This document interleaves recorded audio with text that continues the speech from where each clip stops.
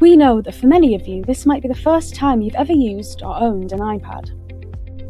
Or, if you already have an iPhone, that you think you know how to use an iPad. We know that using a device for leisure or pleasure is different than using it as a study tool.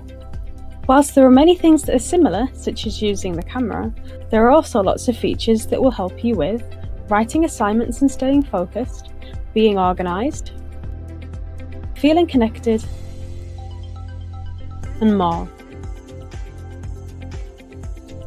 Ultimately, enabling you to be a more successful student.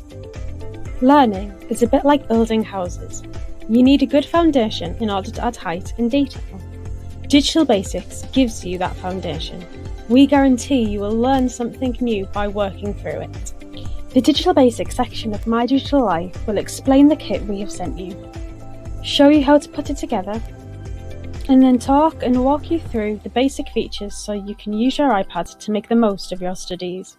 This will give you some useful foundation skills that you can use to build on further in the other elements of My Digital Life.